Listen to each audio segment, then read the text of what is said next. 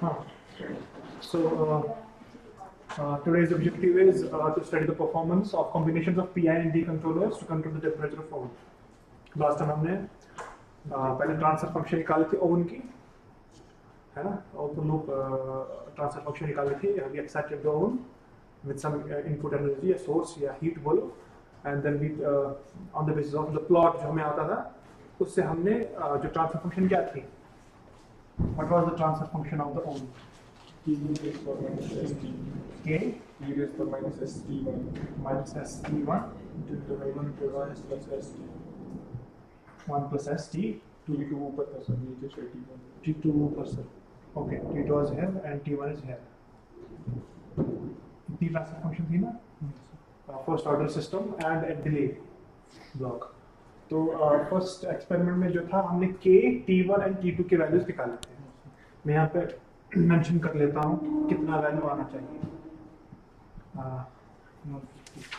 k should be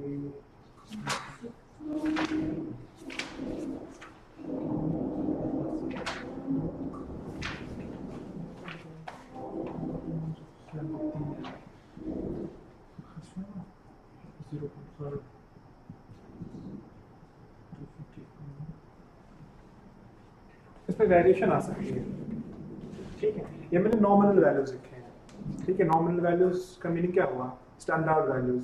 लेकिन आपकी readings इससे वेरी हो सकती है, लेकिन ज्यादा वेरिएशन भी नहीं आएगी. रेफरेंस में 50 और हमने 60 लिया. हाँ, ये फिर ज्यादा वेरिएशन आएगी. इसमें जो रेफरेंस है, इसमें रेफरेंस लिया गया है 60. 50 हमने कितना लिया था एक्सपेरिमेंट के दौरान? 60.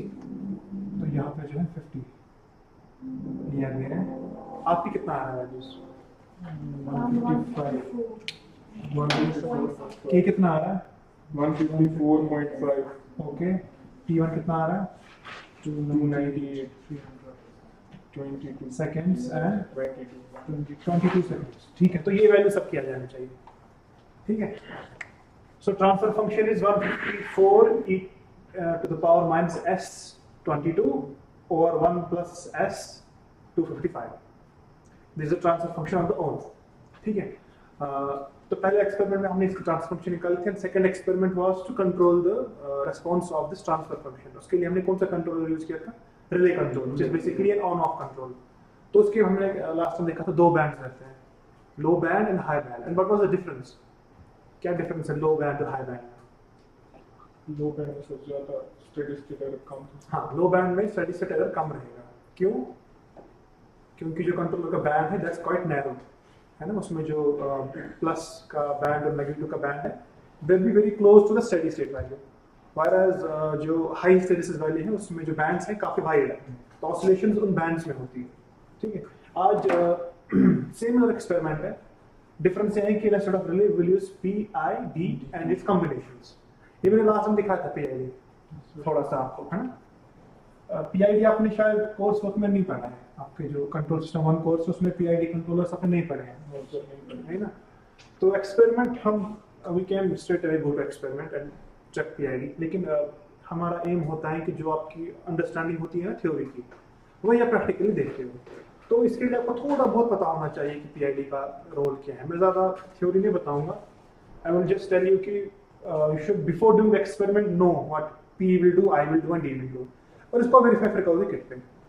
अच्छा, P जो है हम वैसे पढ़ते हैं. अब हमने P एक्चुअली किया हुआ है क्योंकि P is what? Proportional. P is a proportional. इसको मैं, दिस इज योर प्लांट,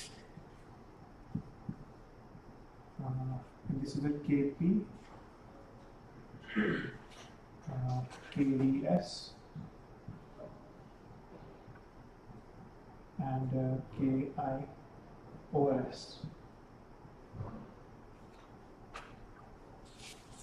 ऐसे बनाते हैं ना, या जो S की टर्म है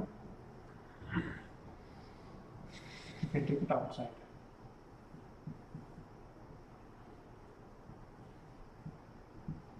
ऐसे बनाते हैं traditional PID controller.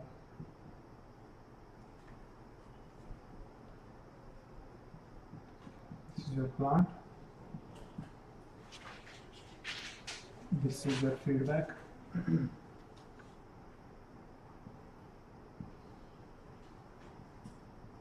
this is your reference RT, this is your major output YT, and this is your signal error. ठीक है, तो ये जो सारा ब्लॉक है, this is your controller, and it has 3 parallel paths, है ना. PID is the most famous जो अभी भी यूज किया जाता है कंट्रोलर है. तो जो मैंने डैश बॉक्स बनाया, दिस इज योर कंट्रोलर. जब ट्रेडिशनल फीडबैक पाथ्स बनाते हैं, ट्रेडिशनल फीडबैक कंट्रोलर्स बनाते हैं, we place the controller in series with the plant, है ना. इसकी जगह हमने last time relay control use किया था. तो जो PID है, this is your PID controller. It has basically 3 parallel paths. जो error generate होता है ना, which is your reference minus, ये सबको दिख रहा है, reference minus output. It goes through 3 independent branches. First branch is a proportional gain. तो आपको बस यहाँ पे देखना है कि what will be the effect of each path and how will they affect the plant. तो यहाँ पे क्या होगा, यहाँ पे this is just a gain, ठीक है. तो अगर आप सिर्फ इस पाथ की बात करोगे, this is just ET times KP that's been introduced. तो जब हमने last time effect of gain पढ़ा था, फर्स्ट एक्सपेरिमेंट पढ़ा था, effect of gain on first order and second order systems. Plant first order भी हो सकता है, सेकंड ऑर्डर भी हो सकता है, एनी ऑर्डर हो सकता है. तो हमने इफेक्ट ऑफ K पढ़ा है, and this is your P, just effect of K. जब सिंपल अगर आप कोई कंट्रोलर नहीं होगा, सपोज स्ट्रेट लाइन होती है, just a feedback with no, तो वहाँ पे P इज इक्वल टू 1 होता है, KP इज इक्वल टू 1 होगा, and these gains will be 0 0. ठीक है. तो इफेक्ट ऑफ P आपने देखा कि क्या होता है with gain on first order systems and on second order systems. अब यहाँ पे एडिशनल 2 पार्ट्स हैं. This part is the derivative part, क्योंकि यहाँ पे ट्रांसफर फंक्शन इज S, है ना, and it's multiplied with the gain KD. And the third part is an integrator. Integrator में अपने पढ़ा हुआ है, 1/S is the transfer function and it's gain is KI. तो तीनों का जो सम होगा, that will be introduced in the plant. अगर मैं यहाँ पे UT लिख लूँ here, सिग्नल, तो प्लांट की जो ट्रांसफर फंक्शन है that's YT by UT, ठीक है. So what will be the transfer function of the controller, UT and ET? क्या होगा? UT is what? In time बताओ. It will be KP times ET, first signal, KP times ET. This is going in, then we're adding something. मैं बताता हूँ ये क्या है. 0 to T ET dt plus it's D by dt of ET. ठीक है ना. तो मैंने यहाँ पे 3 टर्म्स का सम लिखा, ठीक है. So this UT is a combination of KP times ET, then 1 over TI, its units होंगे 1/second, times the integral of ET, and third will be derivative of ET multiplied with another time constant T. This T, D and TI are time constants. Yes, question को ऐसे भी लिख सकते हैं. You can have usually traditional जो PID controllers, उसमें we take this EPS like this. जो gain है इसको बाहर ले लेते हैं, या when you cross multiply it becomes this plus KP upon TI integral 0 to T ET dt plus KP TD d by dt of ET. ठीक है. तो ये आपका बन जाता है KI, which is your KD upon TI, and this is your KD, which is KP TD. Sometimes books में ऐसे देते हैं, जो मैंने यहाँ पे बनाया है KD and KI. So this is your KD.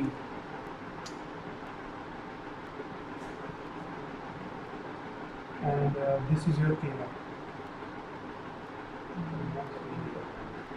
ठीक है. This is derivative.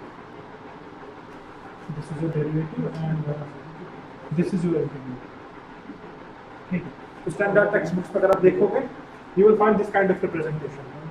अच्छा, अगर इसको लाप्लास में लिखना हो, you can transform this equation into Laplace, है ना। इसमें ई टी की जगह ई एस आएगा, इंटीग्रेशन की जगह 1/s आएगा, और डेरिवेटिव की जगह s आएगा। तो वही यहाँ पे हम लिखते हैं ब्लॉक डायग्राम में, हम लाप्लास के फॉर्म में लिखते हैं। Otherwise in time domain you will have this. अच्छा, ये लिखने की जरूरत नहीं है आपको, ये सारा मैनुअल मिलेगा आपको, ठीक है। You just tell me what will be the effect of these three terms independently. अच्छा, P तो आपने पढ़ा है, what is the effect of P? System को फास्ट करो। जो हमारा we'll take second order system. Second order system की ट्रांसफर फंक्शन क्या लिखते हैं? Omega n square divided by s square plus 2 zeta omega ns plus omega n square. अब first time में जो हम ट्रांसफर फंक्शन लिखते हैं, ये ओपन लूप ट्रांसफर फंक्शन है कि close loop transfer function of the second order system? This is close loop transfer function, this is close loop transfer function. तो अगर इसको ब्लॉक डायग्राम में लिखना है, it will be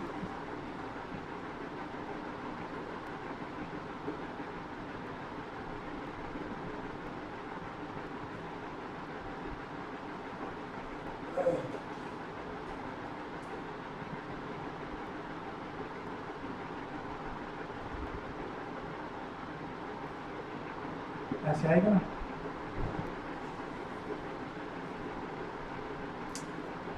this will be solve to this, है ना। तो इसको दिस इज नेगेटिव, इसको आप नेगेटिव फीडबैक दोगे, सो ये ओमेगा टर्म डोमिनेटर में आ जाएगा, व्हिच इज दिस। तो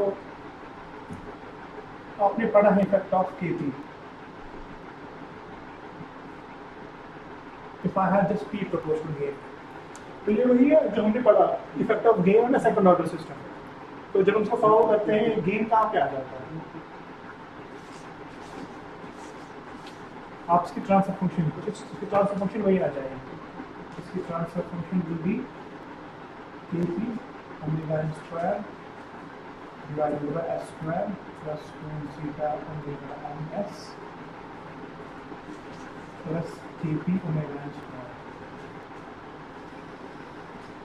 ये आएगा ना। इफ यू सॉल्व दिस, इसमें केपी गेन है, तो ये आ जाएगा। इफ इट हैड बीन 1, तो यहाँ पे 1 और 1 है, तो इसकी ट्रांसफर फंक्शन ये है। And you know general second order system की ट्रांसफर फंक्शन क्या होती है?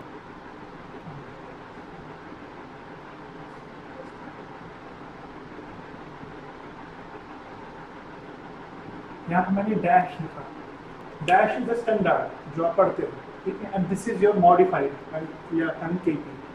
तो if you compare the coefficients omega n dash square और omega n is 2 kp times omega n. This is the first, है ना। and 2 zeta dash omega n dash equal to r 2 zeta omega n, है ना। यहाँ सब zeta dash का value निकाल, so this for zeta dash going to be the your zeta dash will be zeta omega n upon omega n dash, which is what? Zeta by root kp. Zeta by root kp. Or zeta dash is zeta by root kp. So see the effect of kp. अगर kp increase हो रहा है, which is a proportional gain. If you are increasing your kp, what happens to Maxwell frequency and zeta for a second order system? If you increase kp in positive values लेने आप, तो negative gain नहीं देना। If you increase with the kp, what will happen to the mu or omega dash? जो मैंने dash बना, this is the new values. New values. What happens to this? ये increase हो जाएगा. And what happens to zeta? If kp increases, zeta decreases. Zeta decrease का meaning system becomes fast. Damping कम हो रही है, system fast हो रहा है, तो it will rise very fast. Rise time, settling time सारे fast हो जाएंगे. तो this is the effect of KP, यहाँ पढ़ चुके हैं। ये मैंने आपको दिखाया है फर्स्ट ऑर्डर पे सेकंड ऑर्डर पे। Now do one thing, just check this. मैंने क्या काम किया, मैंने P को हटा के KDS, इससे डेरिवेटिव ब्लॉक है ना, और P तो है ही 1, अगर नहीं भी होगा P इज ऑलवेज देयर 1, तो इसका इफेक्ट बताओ मुझे, या यूज KP ऑल्सो, खाली D नहीं, we never use derivative block allowed, ठीक है, तो just use KP and KDS, इसका मुझे बताओ। बस हम P, I एंड D का थ्योरी पढ़ेंगे, विल जंप टेक्स्ट करेंगे, क्योंकि आप लोगों ने चीज़ें नहीं पढ़ी इसलिए मैं थोड़ा इसको दिखा रहा हूँ, अदरवाइज अगर ये पता होती आपको फिर हम टच नहीं करते। इसका अगर आप क्लोज ट्रांसफर फंक्शन बनाओ, what will be the close transfer function of this, क्या होगा?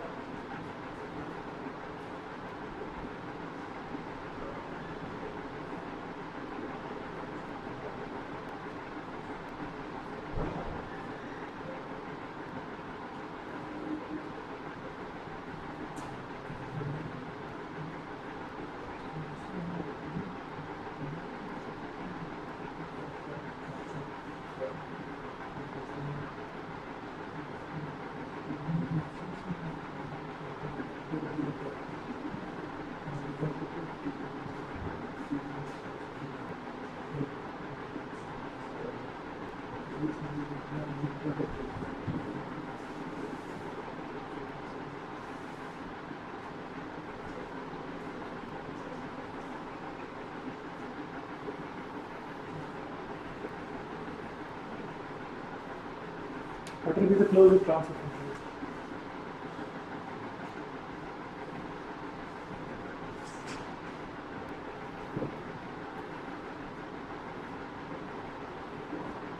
यही आया कुछ? This will be the closed transfer function for this modified controller. इसको कंपेयर करो अपने रेफरेंस के साथ जो आपने पढ़ते हो, compare with this and tell me g का omega.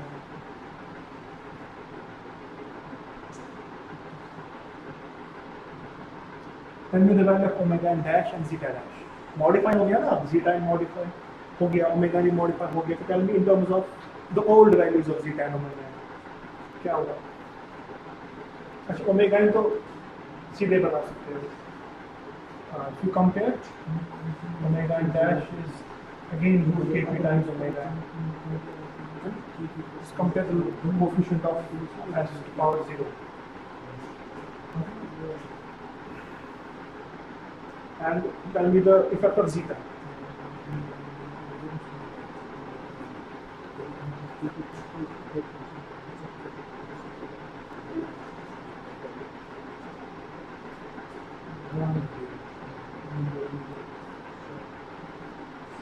Compare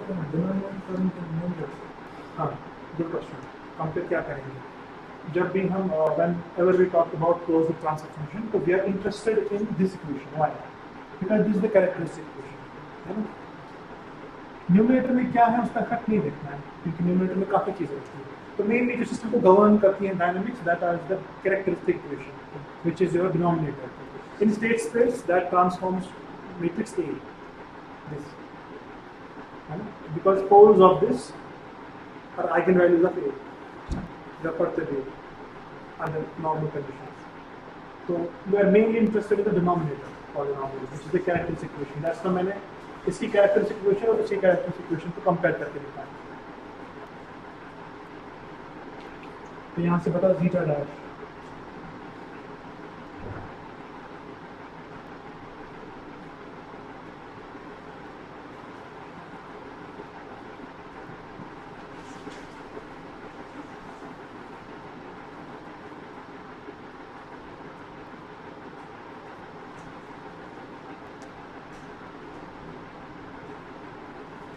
KD upon 2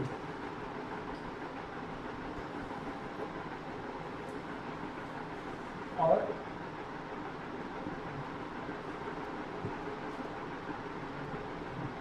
this will be KP and this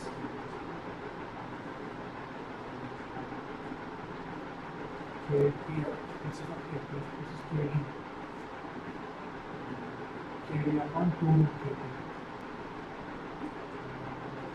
minus omega n.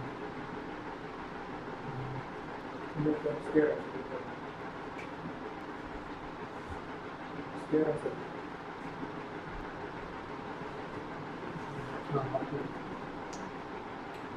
If we solve for zeta dash, तो ये 2 omega n dash दोनों की डिनोमिनेटर में आ जाएगा. This 2 and 2 will go, you will get this term. And this is kd upon 2 omega n and this omega n square.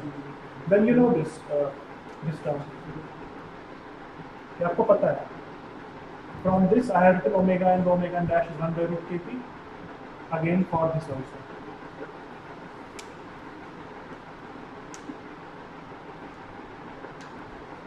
ठीक है. तो यहाँ पे क्या होगा इफेक्ट ऑफ जीटा? अच्छा, this will depend upon the value of kp and kd. यहाँ पे kp भी है और kd भी है. अच्छा, पहले बताओ effect of omega n. It has no effect. Derivative has no effect on this. ये याद नहीं kp के केस में भी और प्रोपोर्शनल गेन वाज सिमिलर. तो kd has no effect on the natural frequency of the system. What about zeta?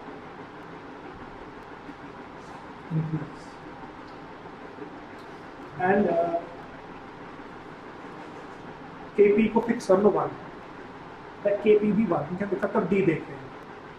If kp is 1 and see the effect of kd. kd जितना बढ़ेगा जीटा भी बढ़ेगा. And kd will increase in positive half one. इसमें negative values नहीं देंगे.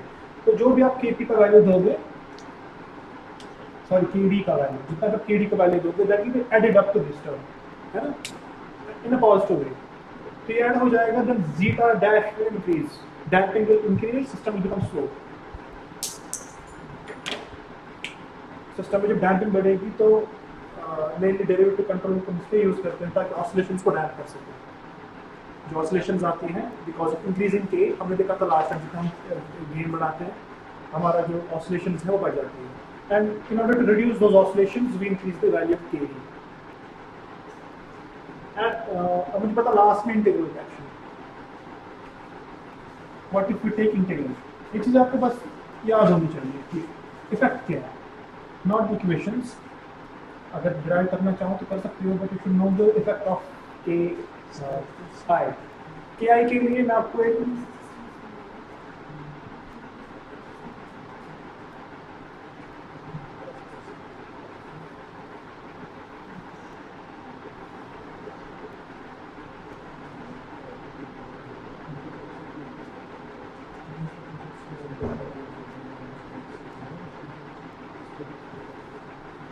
KP और KD हमने देखा. केपी में क्या इफेक्ट है? केपी में सिस्टम फास्ट होता है. And P and D, PD control को कहते हैं. सिस्टम में ऑसिलेशंस कम होती है, नेचुरल फ्रीक्वेंसी पे कोई इफेक्ट नहीं पड़ता है. अब in order to understand K I it's better to take numericals. इसका मुझे बताओ. This is a first order system in feedback and input पर मैं एक स्टेप दे रहा हूँ. इसका मुझे बताओ आप what will be the transfer function of this or what will be the output y of t. Very simple system. इसका y क्या होगा? What will be the output given a unit step? एक तो मुझे आउटपुट बताओ and tell me the steady state error for this system. दोनों चीजें, output and steady state. This is the last thing. इसके बाद प्रैक्टिकल क्या है? Exponential increase. हाँ, मुझे वैल्यू बताओ. What is the value of yt? Triangle होता है. Triangle. की वैल्यूज बताओ ना, ग्राफ नहीं, एक्सप्रेशन बताओ. And steady state error. एक एक्सप्रेशन भी बताओ और फाइनल वैल्यू भी बताओ. उस एक्सप्रेशन का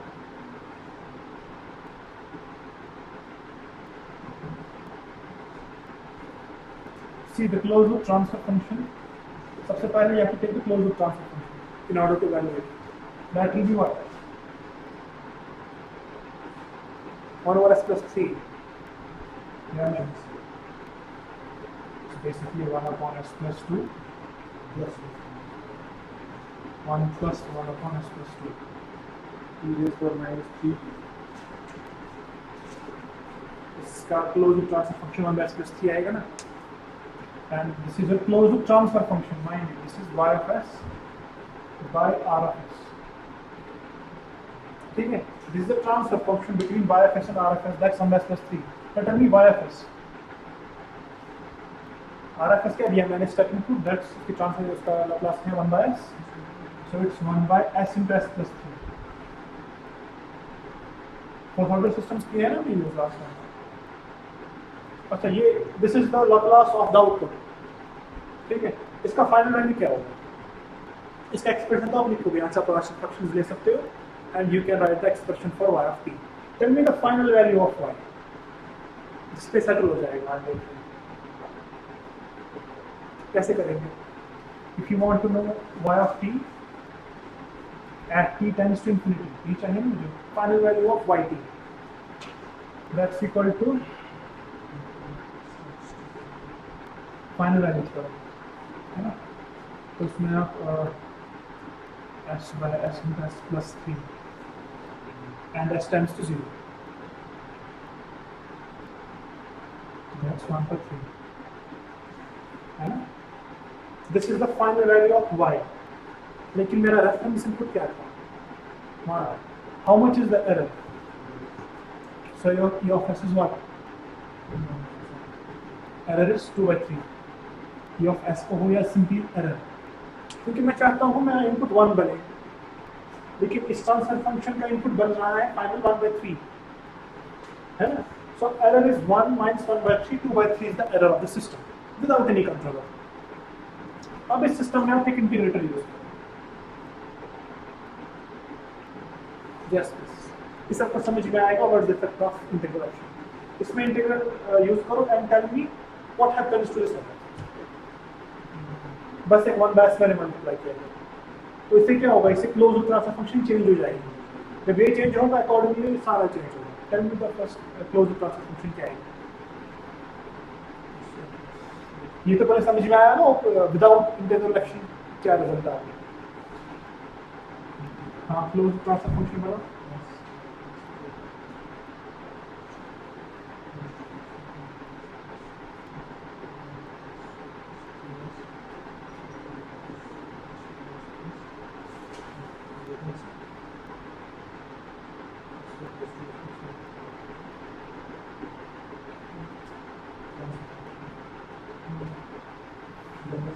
This is the closed transfer function. This is modified system. अब मुझे इसका बताओ आप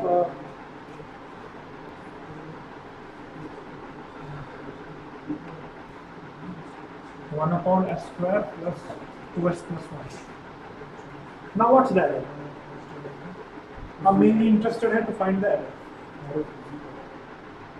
तो error कैसे देखेंगे? Limit s tends to 0, we multiply s with this. So s times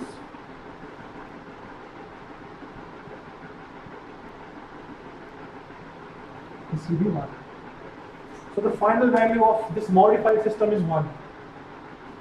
मैंने क्या काम किया, ट्रांसफर फंक्शन पहले ऑब्टेन की, close transfer function 1 upon s into s plus 2 divided by 1 plus s upon s plus 2. That comes to be 1 by this quadratic term. क्योंकि अब second order system बन गया है, मल्टीप्लाई विद s. ठीक है, basically pole and origin. तो ये add हो गया, सेकंड ऑर्डर सिस्टम बन गया. एंड इसका मैंने फाइनल वैल्यू देखा क्या है, क्योंकि सेकंड ऑर्डर का रिस्पांस हमने देखा ऑसिलेटरी होता है डिपेंडिंग अपॉन जीटा ओमेगा. तो इसका final value again theorem same है. फाइनल वैल्यू फाइंड आउट करने के लिए just multiply s and take s tending to 0. तो s मल्टीप्लाई करके व्हेन s गोज टू 0, यहाँ पे s One by s भी multiply होगा ना शायद इसका स्टॉप हाँ, function. this is as an s. Yes. 1 by s of the input. अब यहाँ पे इनपुट नहीं लिया, ये ट्रांसफर फंक्शन थी, अब ये आउटपुट बन गया. तो you have an s also here. This s is because of input just and this s is because of this limit final value. So this s and this s will go, and when you put s equal to 0, this term will vanish, this term will vanish, 1 upon 1, that's 1. So how much is error? जो input है वही output हो रहा है ना, तो this is 0. So what is the effect of integration? Steady state error goes to 0. So whatever you have जो आपका इनपुट है, आउटपुट एग्जैक्टली वही बनेगा. This is the effect of integration. अब इंटरनली होता क्या है, इंटीग्रल ये होते हैं कि जितने भी आपके एरर्स हैं, देखो प्रोपोर्शनल गेन का इफेक्ट क्या है, इट्स प्रोपोर्शनल टू एरर। अगर एरर बढ़ जाएगा, कंट्रोलर का एफर्ट भी बढ़ जाएगा। And error can be negative also, है ना, error not necessarily error will be positive. यहाँ पे जो एरर बनता है ना, this error is not necessarily always positive. This is a difference between reference and output. This error can be negative also. तो अगर proportional gain होता, इसका ये इफेक्ट है, जितना एरर बढ़ जाएगा proportional का इफेक्ट उतना बढ़ेगा।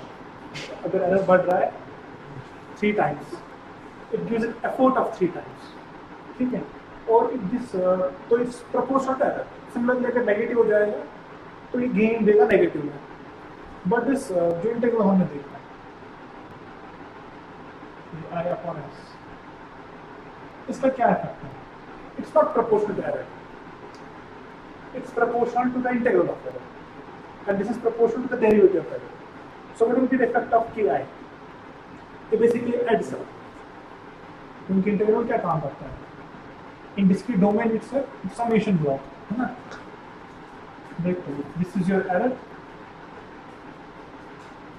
versus time. Suppose आपका एरर ऐसा बन रहा है in the system. What will Kp do? अगर एरर ज़्यादा है तो Kp का गेन ज़्यादा होगा, एरर कम है Kp का गेन कम होगा। सिमिलरली अगर एरर नेगेटिव होगा Kp का गेन भी नेगेटिव होगा। But if you talk about integral action for similar error, integral क्या काम करेगा? It will adapt this area for some unit time delta t। जितना एरिया आएगा that will be the value of your integral action. Next time instant में this area is going down, next action में this area is going down. तो it's not proportional directly to that, it's proportional के area कितना बन रहा है। And similarly it happen for negative half. तो integral हम इसलिए यूज करते हैं कोड में ताकि अगर आपका एरर फिक्स्ड हो, if you having a fixed low value of error, तो Kp को इफेक्ट नहीं देगा फॉर दिस रेंज। अगर आपका एरर ऐसा है Kt versus T and error is very low, लेकिन कुछ एरर हो रहा है स्टेडी स्टेट में या फॉर ऑल टाइम कुछ एरर, तो Kp तो कोई इफेक्ट नहीं देगा इस कंडीशन में, क्योंकि Kp का गेन काफी लो होगा for this low amount of error. लेकिन Kp will constantly add up, ये एरियाज को ऐड करता जाएगा, उसमें नॉट बी जीरो या नेगेटिव, तो इसका इफेक्ट आएगा इन दैट एक्शन। सिमिलरली यहाँ पे डेरिवेटिव क्या काम होगा? Derivative will check the slope of error.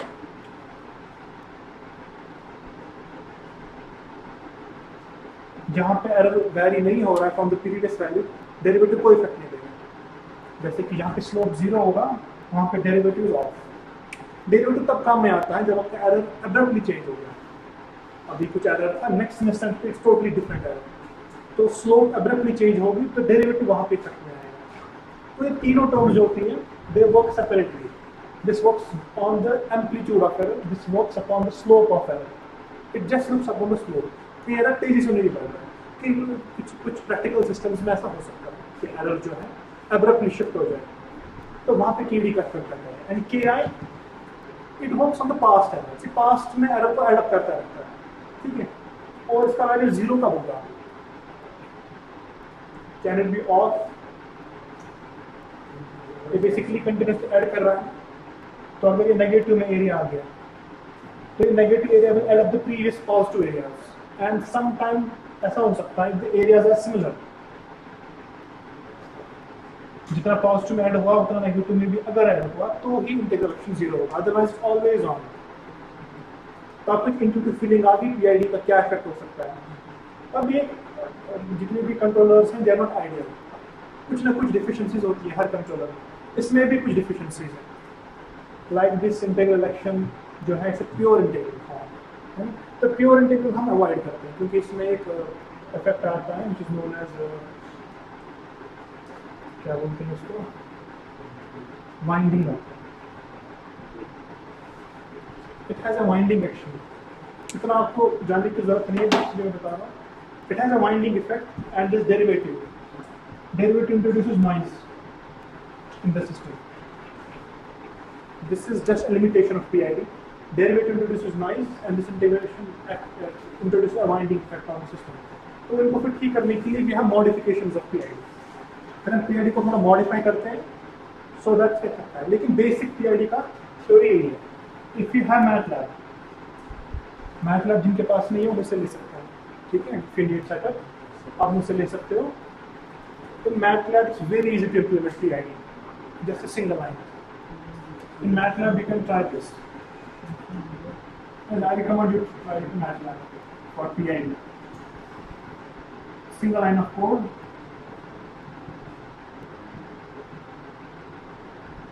KP, then it's KR, then it's KD.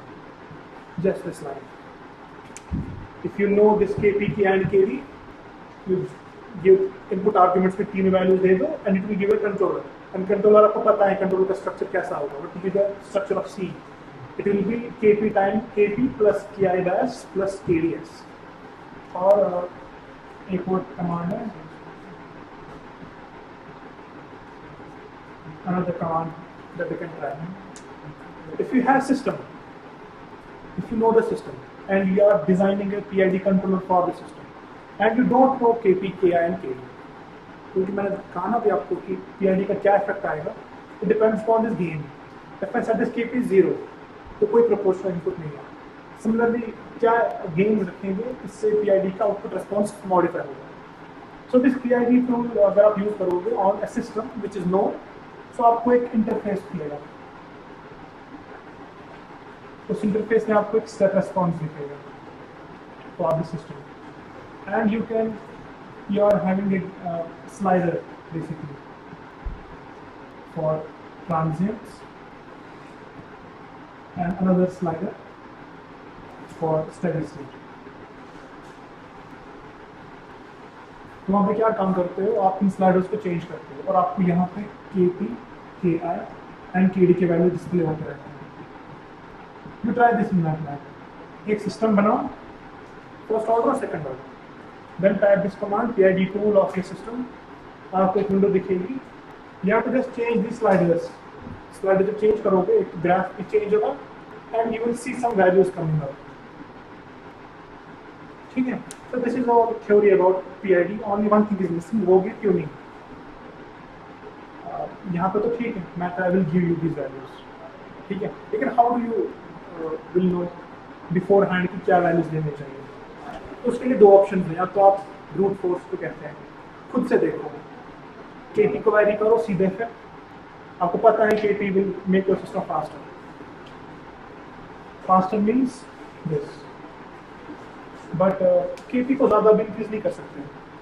Sometimes it may make the system unstable also, क्योंकि oscillations बढ़ती है ना सिस्टम में. आप अनलिमिटेड गेन नहीं बढ़ा सकते, लेकिन आप देखो अगर आप गेन बढ़ाओगे सिस्टम में तो कॉस्ट, लेकिन ऑसिलेशन भी बढ़ेंगे. Then increase KD. KD से क्या होगा, वो ऑसिलेशंस कम हो जाएंगे, लेकिन स्टेडी स्टेट एरर को भी रहेगा. उसके लिए फिर लास्ट में KI चेंज करो and you will get a perfect response. System fast भी होगा, ऑसिलेशन भी नहीं होगी और स्टेडी स्टेट एरर भी जीरो होगा. This is effect of KI. अब हमारे पास एक ट्यूनिंग मेथड है, तो how to change these three values, जो कि हम एक्सपेरिमेंट करने वाले हैं. That is known as Ziegler Nicholas. These are two scientists जिन्होंने की गाइड दिया हमें. How do you select this KP, KI and KD? ये ट्यूनिंग मेथड आप आज यूज करने वाले हैं कि tune your PID controller. PID में बस इतना ही है, मेन इसमें प्रॉब्लम है ट्यूनिंग पे, कैसे ट्यून किया जाए. और ऐसा भी नहीं है कि आप तीनों, क्योंकि तीन कॉम्बिनेशन से तीन डिफरेंट रिस्पॉन्स चेंज होते हैं सिस्टम में. So to very carefully take these values. अब अगर आप एक सिमुलेशन कर रहे हो, यू कैन ट्राई एनीथिंग. आप कुछ भी वैल्यू करके सिस्टम को देख सकते हो कि सिस्टम का रिस्पॉन्स कैसे बनता है. लेकिन some systems are possible. Practical systems जो हैं उनमें आप कुछ भी गेन नहीं रख सकते. और हो सकता है आप हिट एंड ट्रायल कर रहे हो, हिट एंड ट्रायल में आप ऐसा गेन रख दो कि जिससे सिस्टम अनस्टेबल इतना हो जाए कि इट में break.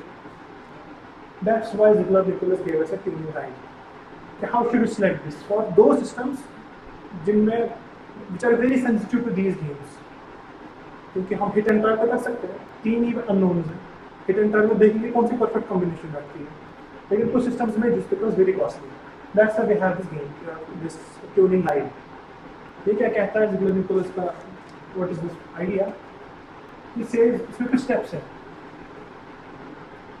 First step is vary kp.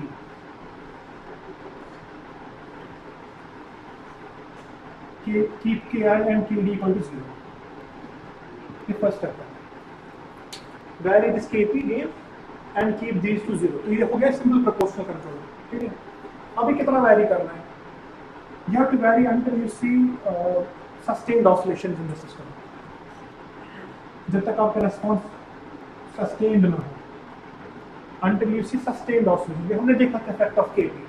When you increase kp, oscillations आएंगी. और वहां तक जाना है जब तक sustained oscillations ना आए. ठीक है. This is your output yp. Sustained का मतलब oscillations ना die हो रही है ना grow हो रही है. You are having a fixed amplitude. इसी एनवेलप में oscillations आ रही है. और वन वे की अगर oscillation die out होती है या बढ़ जाती है, this is sustain हो रहा है.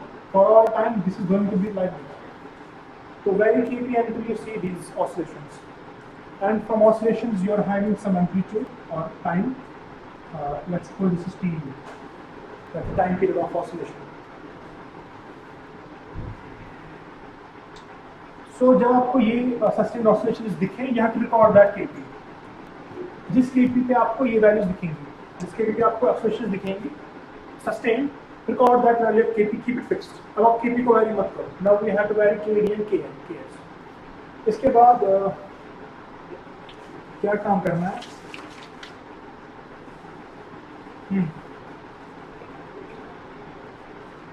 इसके बाद यहाँ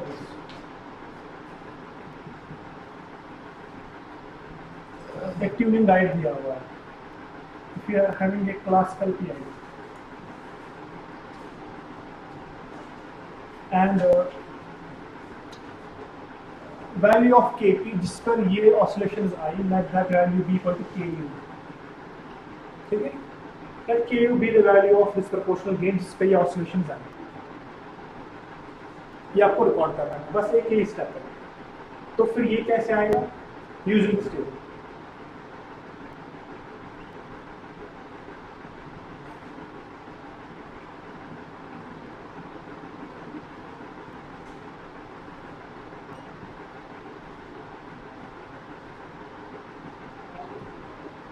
ये आपको टेक्स्ट बुक्स में मिल जाएगा. This is the tuning table. How will you choose your PID controllers? तो इसमें अननोन्स ku and tu है. Ku is the value of kp gain at which the sustained oscillations occur, and tu is the time period of the oscillation. When you have ku and tu, you can calculate what should be the value of ti and what should be the value of td for any combination. अच्छा, इसमें आगे और भी ये यहाँ पे stop नहीं होता है. You are having multiple combinations. तो ये टेबल हमारे पास है. इस टेबल को देखकर हम बता सकते हैं what should be the, and mind you this is not kd and ki. ये टाइम पीरियड्स हैं. तो आपके जो मैंने लिखा था ना, दिस इज टाइम पीरियड. तो kd and ki will be different. हाँ. तो ये जो कॉम्बिनेशंस हैं, they are for general second order और फर्स्ट ऑर्डर सिस्टम जिसमें ऑसिलेशंस आएंगे. हमारा जो एक्सपेरिमेंट जो है ओन पे, उसमें आप ये वैल्यूज लोगे. You will take these values for p control. You will take kp equal to 1 upon k t1 by t2. For pi, you will take kp equal to 0.9 upon k times t1 upon t2. And for PID, you will take kp equal to 1 upon 2 upon k times t1 upon t2. And this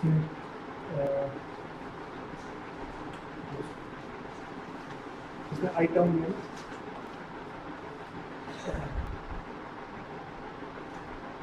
इसमें जो next है क्या है? क्या you will take how much is क्या है? T है. T I will take 3.3 times t2.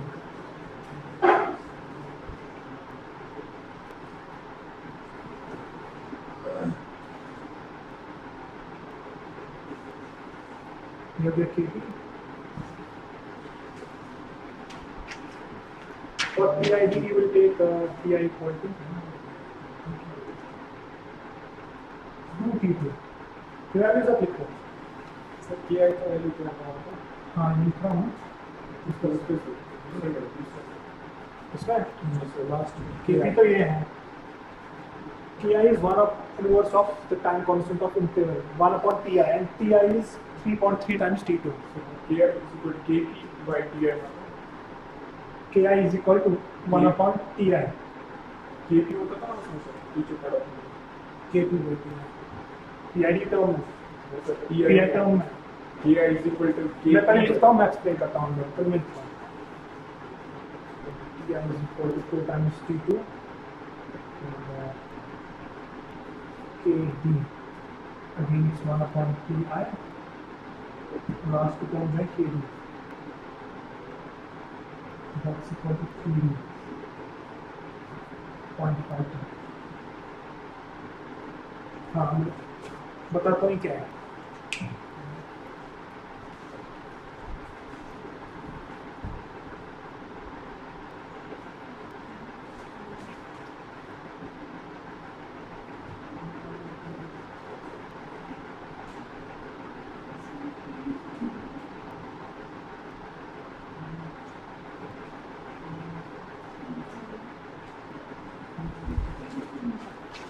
हाँ, when you take P, just P, how will you select KP? ये KP की जो है तीन वैल्यूज, ये बेसिकली नॉब्स हैं. We are having three knobs. This is for P, this is for I, this is for B. ठीक है? कितने आपको पास तीन knobs होंगे. So you have to tune these knobs according to this tuning method. When you select KP, तो वहाँ पे जो KP का गेन है, you will select 1 upon K times T1 upon T2. और ये जो K T1 T2 they depend upon the system. जो हमने निकाला था ना K T1 and T2 last experiment में. You will plug the values, you will get the value of KP. For when you use just P controller, एक चीज ध्यान रखना है, ये values तो है आपके पास. यहाँ पे जो KP आएगा ना value, that's not the value that will set here. क्योंकि ये value जो मैंने कहा था last time में आपको, this is a potentiometer है ना. तो इसमें एक मिनिमम एंड मैक्सिमम वैल्यू है ना.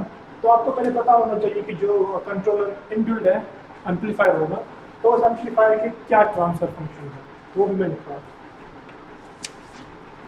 साइड में. GRFS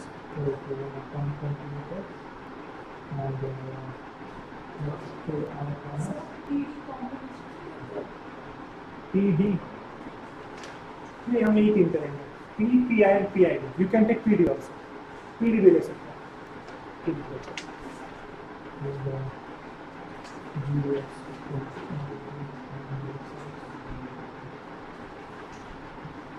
It looks difficult लेकिन है नहीं, simple.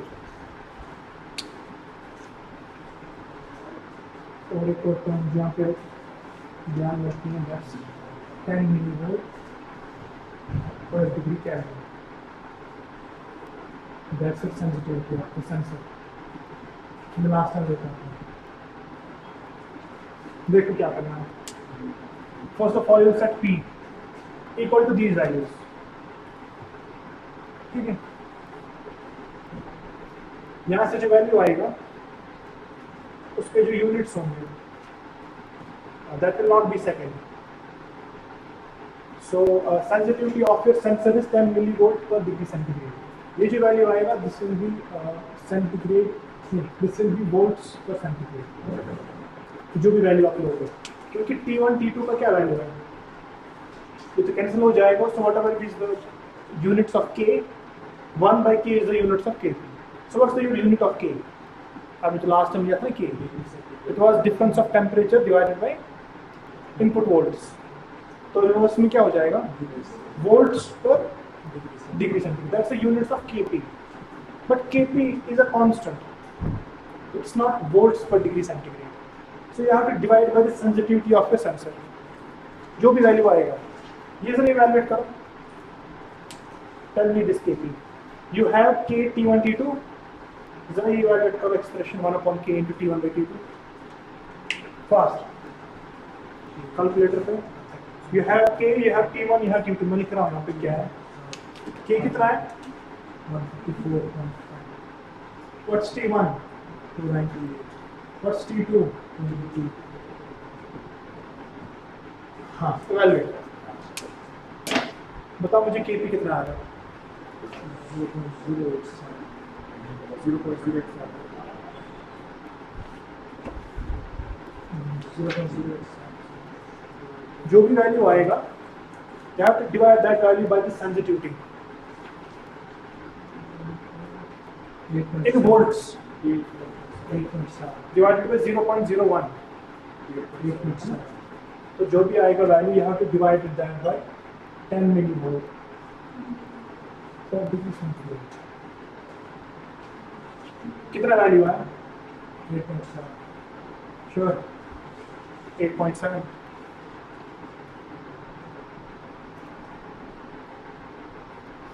now 8.7 is your value of Kp, it's a constant।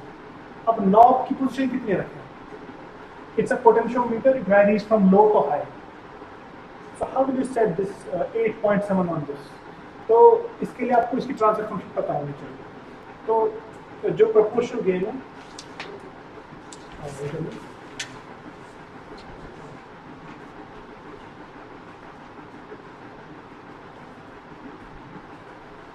हाँ, its maximum value is 20। Its maximum value is 0 to 20, and you have to set a value of 8.7। Tell me how much percentage is this 8.7 of this 20? ये आपको सारा percentage मिलेगा। ये ठीक है ना, तो 8.7 इज करेक्ट है ना, जो वैल्यू आएगा divided by 10 millivolts 43%. 43%। You will take 43% की वैल्यू। फिर नॉब जो है, नॉब को 43% घुमाओगे, this is 0, this is maximum, this is sound 50%, है ना। तो अप्रोक्सीमेशन से 43% नॉब आप ट्यून करोगे and you will leave this to off. This is how you select with P. Tell me now P I में P भी होगा and I भी होगा, एंड पी की डेफिनेशन चेंज हो जाएगी because of combination of P I. Tell me P I के लिए इवैल्यूएट करो for K P, evaluate 0.9 by k into T1 by T2, ये वैल्यूज है। 8.7.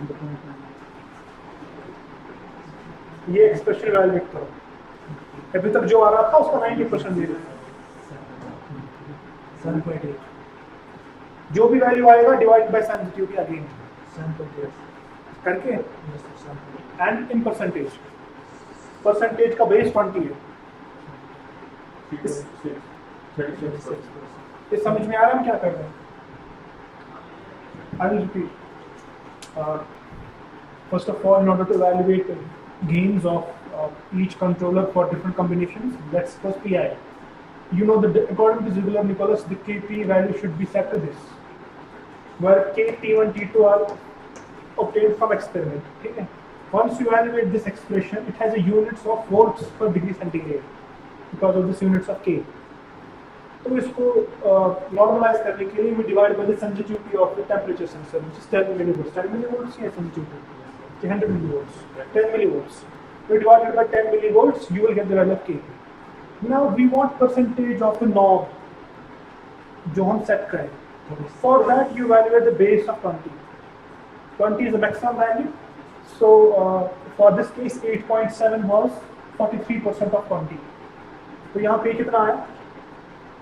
परसेंटेज 36 ना है। सिमिलरली इसमें एक और टर्म है ना आई भी, तो आई के लिए this is T I is 3.3 times T2 is 22। First of all evaluate T I 3.3 times जो 22 and do the inverse, you will get T I fast.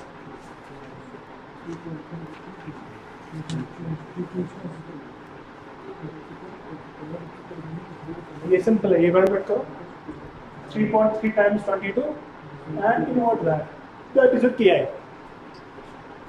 अच्छा के आई की हाँ पहले ये इवैल्यूएट करो 0.013. इसके यूनिट्स क्या होंगे के आई के? सेकेंड इनवर्स, है ना, क्योंकि it's only depending on T I and T I is depending on T two which is the units इसके सेकेंड से, है ना. तो again you have to do one thing for the experiment. These are the transfer functions of I and D. Basically जो है एक operational amplifier उसके transfer functions ये हैं. सो जो भी आपका वैल्यू आएगा from Ziegler-Nicholas, what you will do, you will divide by the maximum value 1/28 and tell me in percentage.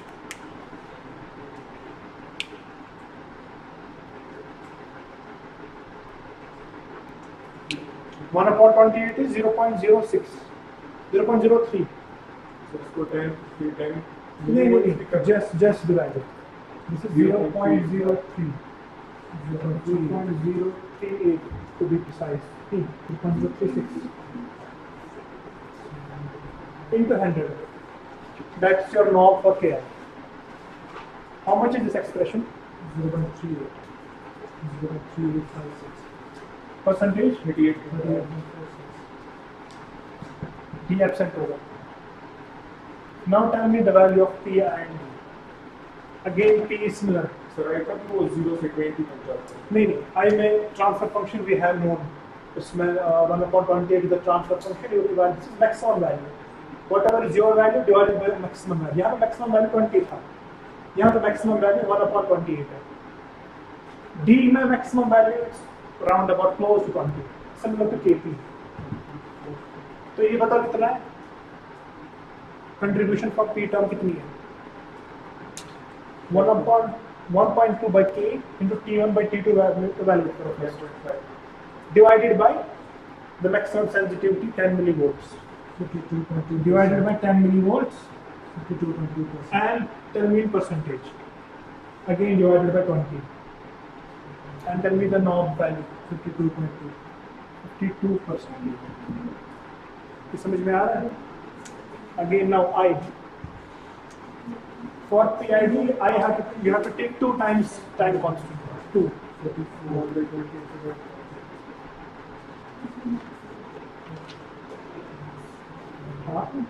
Then your Ki is 1 by Ti. आपको समझ में आ रहा है? हम क्या काम समझ में नहीं आ रहा है? सब ये नहीं आती है. आप पहले वैल्यू ये 2 वैल्यूज बताओ, मैं पिक करता हूँ. First tell me these 2 values. It involves little bit calculation. 2 times T2 and उसका इनवर्स ले लो.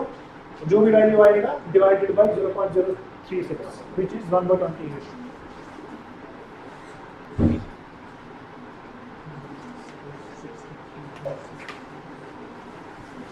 Yes, 63.6%. Now finally is the D term. 0.5 T2. इसका half. That's 11. 11 is KD. उसकी यूनिट सेकंड. And इसका unit कितना second होगा? यहाँ पे divide by the maximum value of KD which is given as आप 20 ले लो उसको. 19.97 take it 20. So 11/20. 55%. अब हमने टेबल बनाया. क्या कंफ्यूजन है? 55. हाँ. ये टेबल सबको समझ में आया? ये टेबल आपका एक्सपेरिमेंट के लिए यूज होगा. इसमें क्या समझ में आया? हाँ. ये तो ठीक है. इसमें कुछ है सिंपल ये 43% नाउ इनको डिस्कनेक्ट करके रखोगे. When you take PI, you have to take P 36%. P को 36% वैरी करोगे. This KI जो होता है that's 1/TI. TI is the time constant of integral control and its gain is 1/TI. So according to Ziegler-Nicholas, you have to take this value of TI, which is 3.3 times your T2. So whatever is the TI, inverse of that TI is the KI. Once you got KI, you have to divide KI by KI max. जिस तरह हमने यहाँ किया ना KP upon the sensitivity, यहाँ पे आप take KI upon KI max. आपका जो KP है KI in percentage That's your Ki by Ki mix. Similarly for KD. KD percentage is KD upon KD max. So Ki है 1 by Ki and Ki max is 1 upon 28, which is 0.036. And this is 20. यहाँ पे आएगा आपको KD percentage norm. When you go for PID से सारा clear हो जाएगा. PID में जो टर्म पीक टर्म है, take this divided by sensitivity of a sensor and maximum value of 20. This is given in the manual. 52. For I, अच्छा ये आपको ध्यान में रखना है. I की definition change होती है. Not only I, every time you change a combination, every combination gets changed. तो ऐसा नहीं है कि P में जो यहाँ पे सेटिंग है वही सेटिंग यहाँ पे होगी. Because यहाँ ये difference है just P controller, whereas this is combination of PID. तो यहाँ पे P की definition है that has changed from single P. यहाँ पे 1.2 है, 0.9 है and 1 है, ठीक है? तो ऐसे ही P evaluate होगा, I इस definition के हिसाब से evaluate होगा, and D is simply 50% of a T2, and divided by KD max, which is 20, that's 55%. The table समझ में आया? So you have to evaluate 3 experiments, P, PI and PID. Knob की position यहाँ पे है, इनको कनेक्ट करना है इन फीडबैक. हमने फीडबैक किया था मास assembly controller. You cannot expect any response without feedback. अगर फीडबैक कट कर रहे हो तो कंट्रोलर का कोई एक्शन नहीं है, क्योंकि जब फीड नहीं होगा तो एरर टर्म नहीं है. एरर टर्म नहीं है तो इसका इनपुट नहीं जा रहा कुछ, है ना? तो this only makes sense when you have feedback. तो कंट्रोलर हम करते ही है इफेक्ट में फीडबैक ओनली. तो ये 3 एक्सपेरिमेंट सब लोग हैं.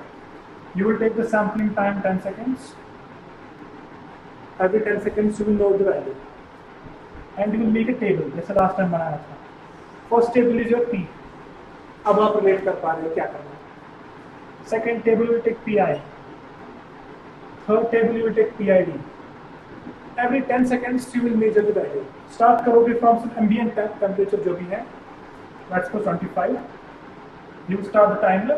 Next 30, 35 इन टाइम्स पे आप for P configuration में बनाते जाओगे टेबल. और उसके लिए कुछ रेफरेंस सेट करने हैं. तो रेफरेंस आप ले सकते हो 50.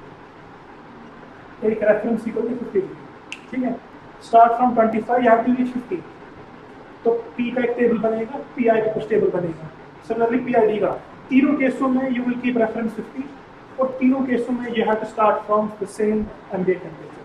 यानी कि जब आप शिफ्ट करोगे to PI, you have to make sure कि only currently at ambient temperature. उसको कूल करना है ना? So 25 से again you have to start here, 25 you have to start here, and referencing all the 3 cases 50, and the tuning guide is here. समझ में? Any question? Any question? कोई question? ठीक है, फिर एक्सपेरिमेंट के आगे. Temperature is 25.8 degree. इससे हम स्टार्ट करेंगे. नॉब्स और ये सारे 0 वैल्यू पे हैं. First we will switch to P controller.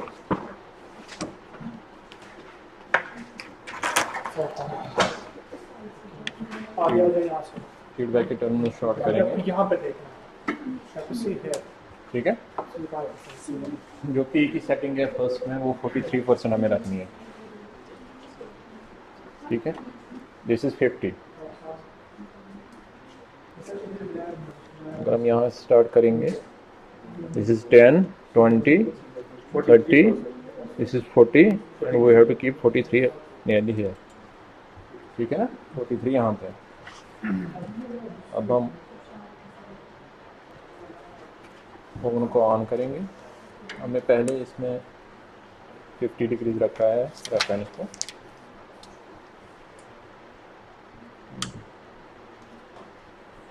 Heat on करेंगे और इसको स्टार्ट करेंगे. अब लीजिए रीडिंग जैसे आप पिछली बार 10 सेकंड पे स्टार्ट करेंगे. 26.6 then take that 20. आप जो है आप रिपीट करते जाओ सबके लिए वैल्यू. फिर नेक्स्ट एक्सपेरिमेंट कोई और 28.2. आप बोलो, नेक्स्ट में वो बोलेगा. 30 पे ले लो 30.5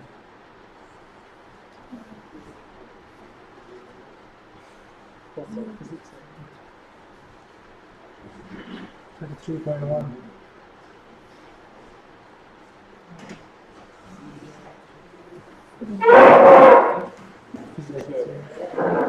36.1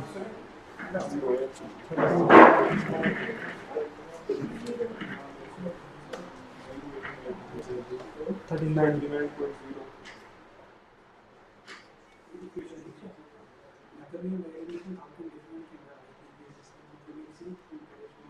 42.1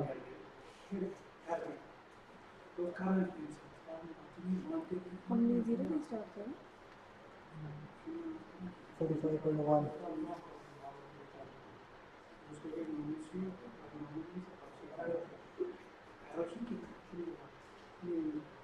47.5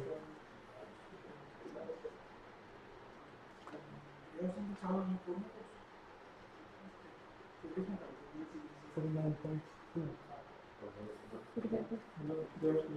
कौन सा पॉइंट है कौन सा पॉइंट है 50.1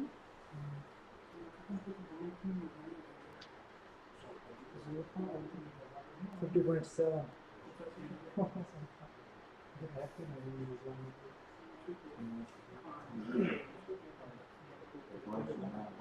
51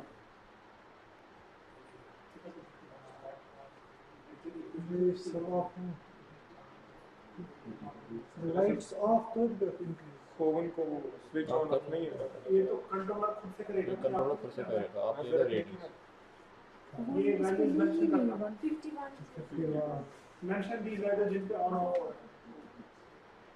51 पे क्या ऑफ ऑफ और 50.8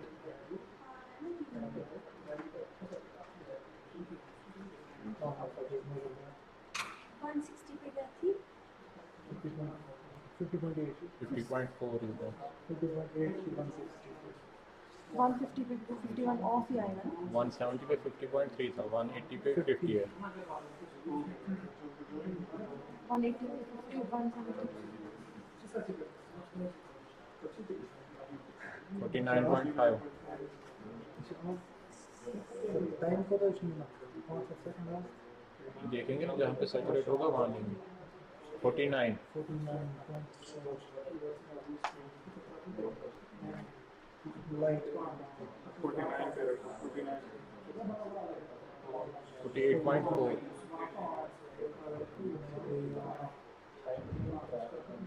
honest on 47.8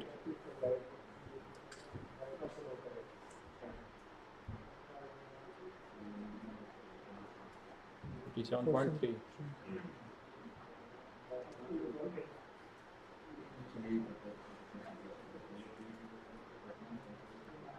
47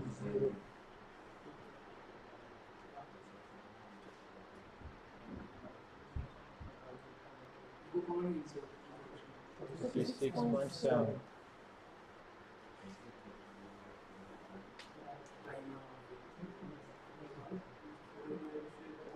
6.5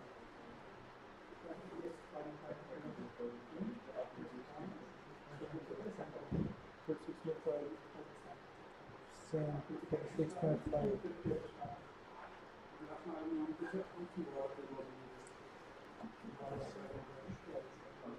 6.6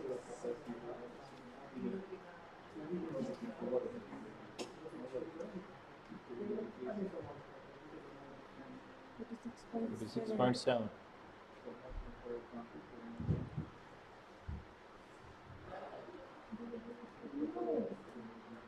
56.8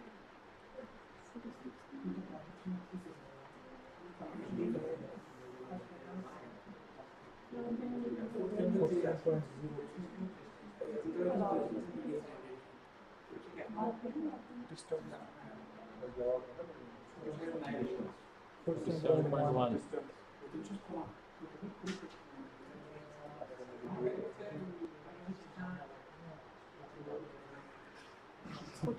7.2. फिजिक्स में Physics 2 is 7.3. तो प्लीज कलेक्ट कर 10 सेकंड्स के लिए 1.1 डिग्री आ रही है चेंज। 47.4 yes sir ये थोड़ा सा कांस्टेंट हो जाएगा तो हम रीडिंग देना बंद करेंगे। 47.4. सेम चल रहा है 47.4. 47.4 इज अगेन 400 तक आप जा सकते हैं. 400 तक लेंगे।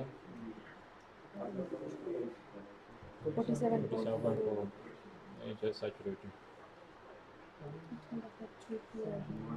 ये सी थोड़ा सा चेंज आएगी, बैंड ही रहेगा 47.4।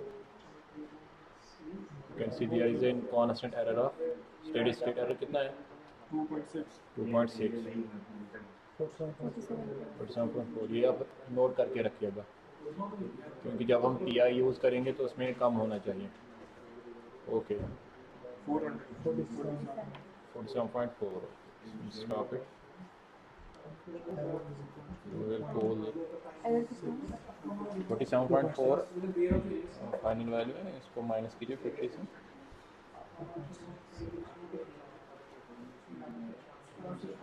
तो आपने देखा जब प्रोपोर्शनल कंट्रोलर फुली का ऑपरेशन में आया, स्टार्ट में जब आपने देखा तो स्टार्ट में पूरा इसने ओवरशूट कर दिया। कहाँ तक गया वैल्यू हमने 50 अबव कितना जा रहा था 50.8. 50.8 इतना ओवरशूट, इतना ज़्यादा ओवरशूट भी नहीं हुआ। लेकिन जब कंट्रोलर फ्री ऑपरेशन में आया तो जब नीचे गया उतना बस फिर टेम्परेचर नहीं बढ़ा। जब आपने देखा कि 50 से नीचे कितने गया फिर 49 to 48। जब आप पहले देखोगे जब हमने स्टार्ट किया था स्विच किया था जब हम 49 पे पहुंचे तो ये 50 के अब हो गया। लेकिन जब प्रोपोर्शनल कंट्रोलर फुली ऑपरेशन में आ गया तो फिर उतनी चेंज नहीं आई कि जब ओवन बंद हुआ था, फिर जब ओवन फिर से स्विच हुआ तो हम एज्यूम कर रहे थे कि ये ओवर स्विच करेगा। जैसे इसने पहले ओवरशूट किया था 50 पॉइंट अबव, तो ये फिर से ओवरशूट करना चाहिए था अगर कंट्रोलर नहीं होगा हमारे। लेकिन हमने प्रोपोर्शनल कंट्रोलर यूज़ किया था तो उसने ओवरशूट नहीं कराया। उसने जो स्टेडी स्टेट वैल्यू है हमारा पास 50 रेफरेंस वैल्यू है, उसने कंट्रोलर की वजह से जो वैल्यू रहा वो 50 के नीचे ही रहा। ये हमने पिछली बार भी देखा था कि जब हम प्रोपोर्शनल कंट्रोलर यूज़ करते हैं तो कुछ स्टेडी स्टेट एरर रह जाते हैं। जब हम दूसरी कॉम्बिनेशन यूज़ करेंगे PI यूज़ करेंगे तो उससे क्या होगा कि जो स्टेडी स्टेट एरर है वो कितना आ रहा था 2.6, ये इससे कम होना चाहिए। ये नियरली 1.5 या उससे नीचे होगा, 2.6 से नीचे ही आना चाहिए। और जब हम फिर PID यूज़ करेंगे एक तो ओवरशूट भी कम हो जाना चाहिए और जो एरर है वो नियरली 0 हो जाना चाहिए। अगर 0 नहीं होगा लेकिन 0 के रेंज में होगा, 0.2 0.3 0.5 उस रेंज में आना चाहिए।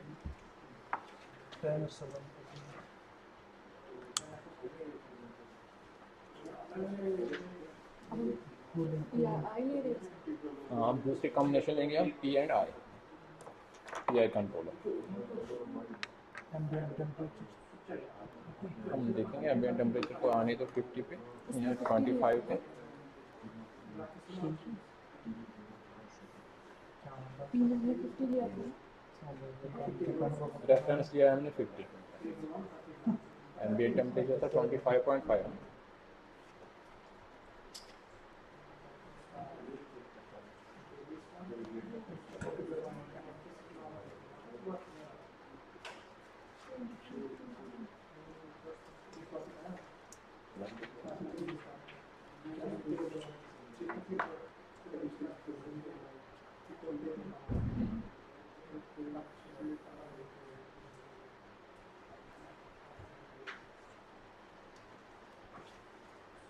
अगर आपको वैल्यू एक्स्ट्रापोलेट करना है फिर 500 तक तो आप एज्यूम करोगे कि 47.4 ही रहेगा। ठीक है।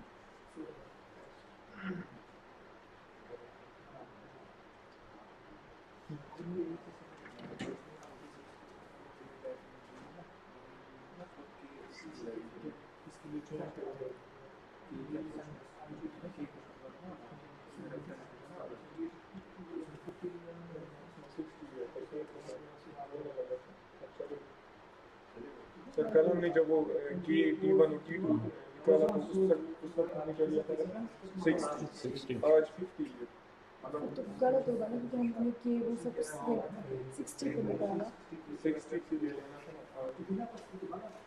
ये सिर्फ गलत होता फिर है। हमने वो परसेंटेज फिर से 50 के लिए निकाले तो भी गलत होता जब आप परसेंटेज निकालेंगे तो टाइम्स अलग आएंगे ना, T1 और T2 अलग आएंगे। एक एक्सपेरिमेंट हो गया T1 हो गया हमने ली है 60 का रेफरेंस, जो हमने ली थी वो 60 ली थी, लेकिन जो हमने रेफरेंस से कोई डिफरेंस नहीं होगा, reference just what to desire है ना। P और D के इफेक्ट रेफरेंस से नहीं ना होगा, T के जगह 60 डिग्री प्लॉट वही आएगा, उस रेफरेंस से उसके लिए अब कौन सा करना है PI। सर लेकिन जो हमने वो वैल्यूज कैलकुलेट किए वो ऑन रेफरेंस 60 पे निकले थे ना, जो हमने अपने वो के T1 T2 निकाले थे, हमने वही वाले वैल्यूज पुट किए ना इन सब में, उससे कुछ फर्क तो नहीं आएगा। तो कल जो के है ना, जो ऊपर हमने लिखा ग्रीन से लिखा है के T1 T2 वो 60 पे निकले। हाँ वो कल 60 पे निकले। Yes sir. कोई बात नहीं, अगर 50 पे लोगे हम आगे ले सकते हैं 60 पे ऐसे। हम ले सकते हैं 50 पे। जब तक ये कूल हो रहा है तब तक आप नॉब सेट करके रखो, आप P एंड नॉब सेट करके रखो और कोई और अब रिपीट करेगा वैल्यूज 36%। आप एक को ही बोलना है, रिपीट करो। उससे क्या नाम सर्किट, आप बताओ वैल्यूज सबके लिए एवरी 10 सेकंड से। अब आप काउंटर बंद, आप सबके लिए वैल्यूज बताओ। रेफरेंस क्या है, 60 ले लो फिर से, ये तो 60 रखो। 60 में भी PI में एरर देखी जो ई वाले में 50 लिया ना, ई वाले में 60 लिया। नहीं 50 वी टेक फर्स्ट 50 हो, यस सर। ये देखेंगे तो फिर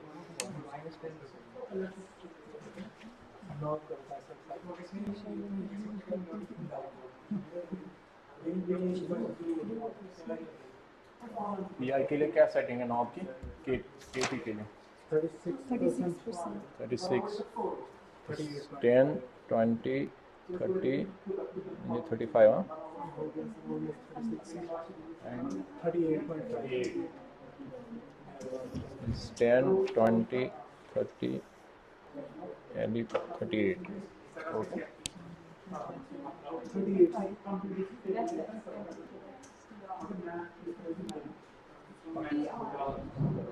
एम्बिएंट टेम्परेचर लीजिए आप 26.9 ना, या 27 ही लीजिए।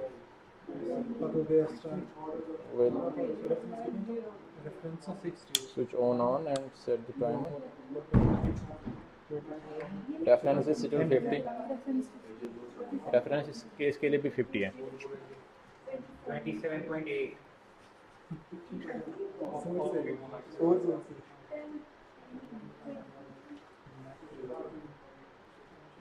29.5.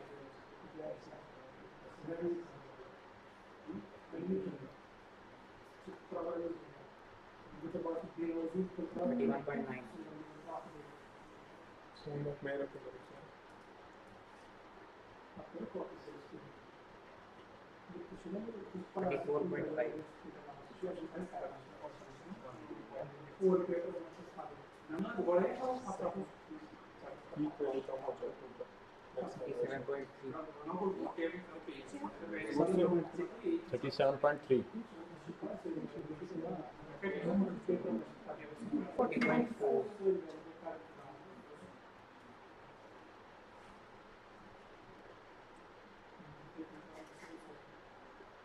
43.4।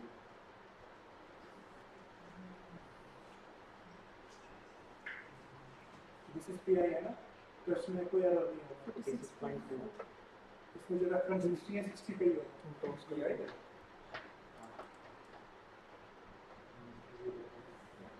48.9.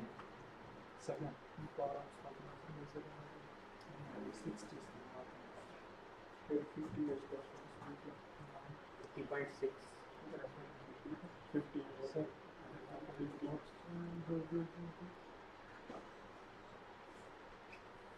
51.7 off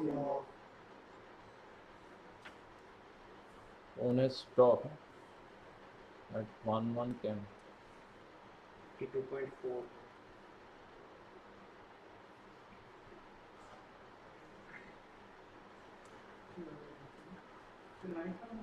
52.7.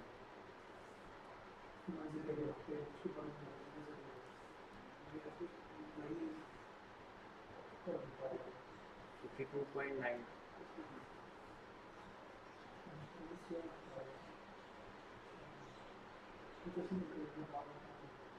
52.8.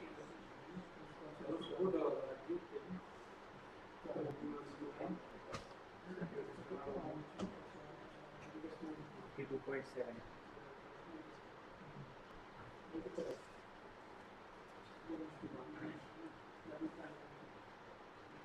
52.4.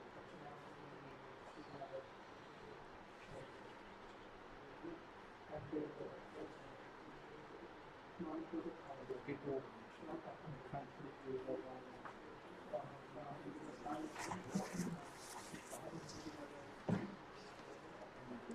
51.5.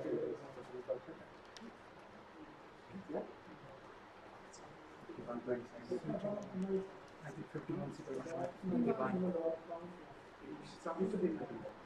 So I'll go 51 seconds. It's a low put to solutions. 50.4. 50.4. Don't make some build up. It's way back. 59.8.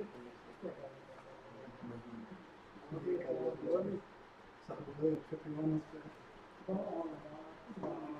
49.3.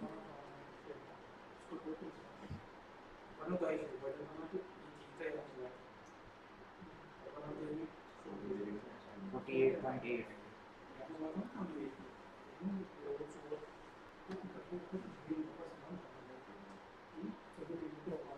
48.5. 48.5.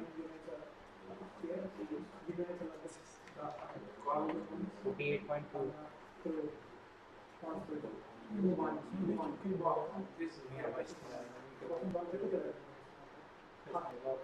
48.1.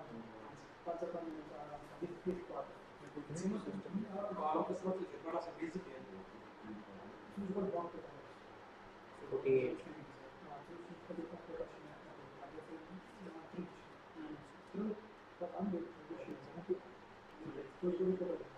48.1.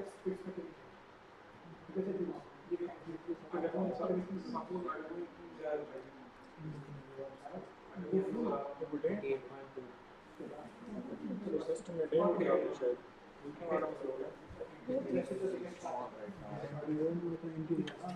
Delta से 48.4.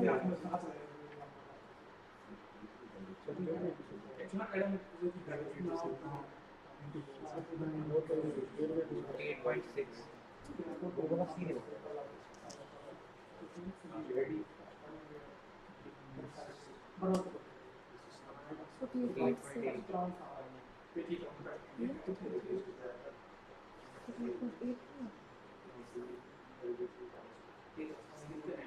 8.9.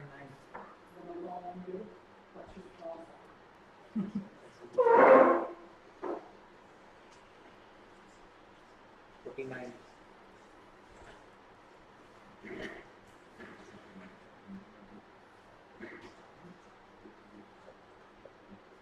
49.1.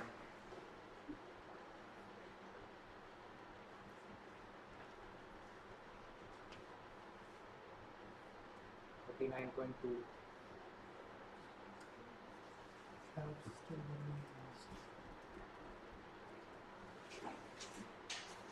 49.3.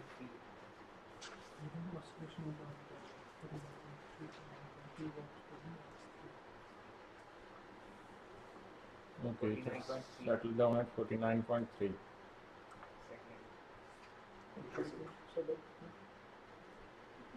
Okay. It's still 49.3. We'll assume that the steady state is 49.3 for this one. It is still not changing. Error is 0.7 for this. 416. Error कितना आया इसमें? There is a steady state error of 0.7. the integral action has driven the steady error from 2.6 to 0.7. When we will use all the three gains sir P इसमें overshoot भी ज़्यादा है और ये overshoot जैसे ओवरशूट ज़्यादा है देखो कितना हुआ overshoot इसमें? इसमें 2.9 है उसमें 1 ही डिग्री हुआ था ओवरशूट 51 तक ही गए, इसमें 52 तक गया 52.9 तक almost 53. 52.9 and with D it should decrease. Overshoot should decrease with D. Pi में सर ओवरशूट ज़्यादा है हाँ. पीआई कंट्रोलर में ओवरशूट That ज़्यादा is है the property of I. PI मैंने कहा ना PI को ओवरशूट के साथ कुछ भी नहीं है. PI has nothing to do with overshoot. PI just statistical error नहीं करेगा. तो जब D यूज करोगे, अच्छा पहले केस आपने रेफरेंस 50 लिया था, इसमें रेफरेंस 60 है. नो सर 50 ऐसे 50 है. तो फिर बेस जो है मैक्सिमम ओवरशूट की सेम है. तो PI will not help in overshoot. It will only help in statistical error. अब आप लोग PID, अगर PD लेते कॉम्बिनेशन तो P वर्सेस PD में ओवरशूट्स कम आते हैं. हमने PD कॉम्बिनेशन नहीं लिया. अब जब ले रहे हो PID कॉम्बिनेशन, इनमें ओवरशूट भी कम होगा और स्टैटिस्टिकल एरर जो है वो भी इम्प्रूव होगा. उनको ऑन करेंगे और टाइमर को रन करेंगे. So हम ready. हाँ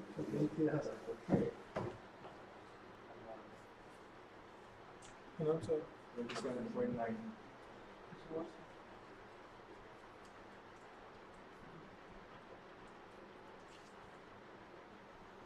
29.7.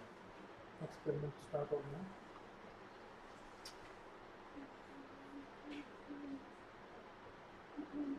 थर्टी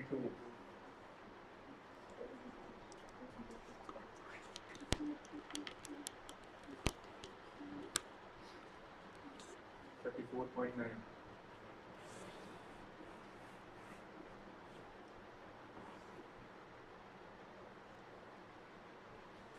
37.8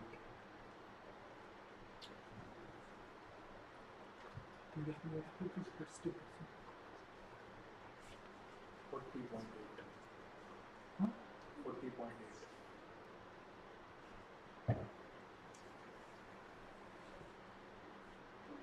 44.1 इस केस में हमारा स्टेडी स्टेट जल्दी आना चाहिए उन दो केसेस के कंपेयर में. 47.2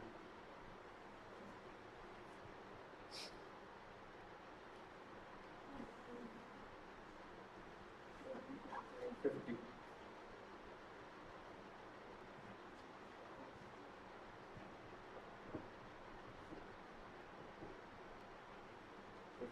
51.9 51.9 उससे भी और भी हुआ 51.9 क्या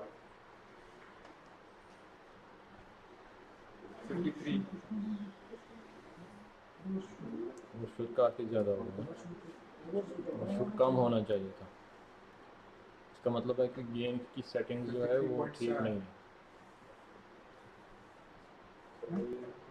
गेम शायद गलत कर दिया हम्म. कैलकुलेट